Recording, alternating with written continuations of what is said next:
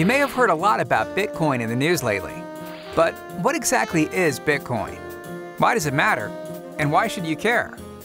Well, it may be the best form of money the world has ever seen. It's digital money for a digital age.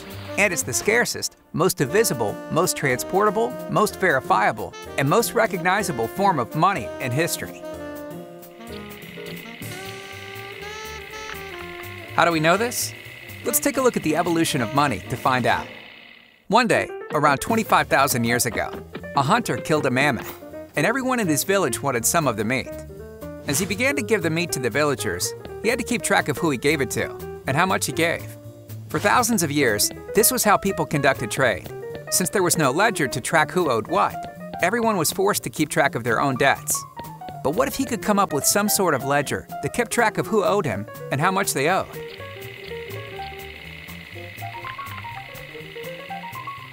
From now on, if you want meat, you have to give me stones as a way to keep track of your debt. This was the birth of currency, and it arose not from barter, but as a way to keep track of debt. This new technology was so successful that before long, everybody began using the ledger system because it greatly improved upon keeping track of debts. But eventually, different villages that used different ledgers wanted to engage in trade. Unfortunately, there was one problem preventing this. They needed a universal ledger, something that could serve as a universal form of money so people could interact with others outside their own community. But they couldn't just use anything. To establish a system that would work on a large scale, they had to pick something that was universally scarce, divisible, transportable, durable, recognizable, and fungible.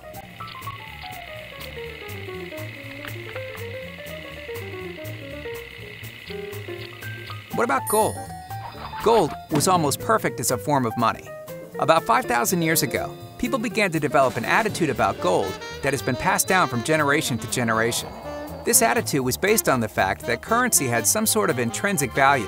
But the truth is, aside from gold serving as a universal ledger, it doesn't have any intrinsic value. This attitude continues today, and it's because of this attitude that people hoard gold, speculate in it, and wear it around their necks.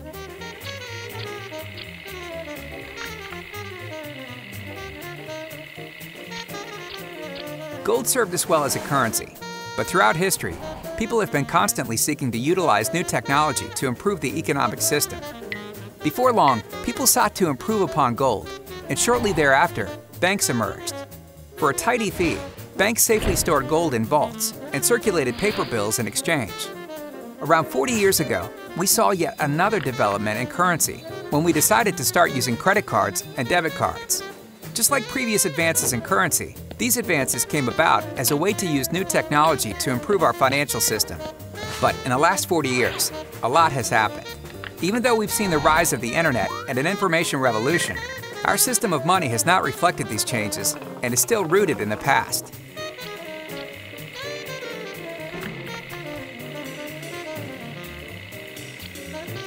Enter Bitcoin, the first form of truly digital money. Bitcoin was designed for the era of information and solves many of the disadvantages of physical and electronic money.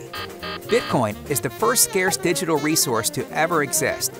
By design, there will never be more than 21 million Bitcoins. Bitcoin is divisible.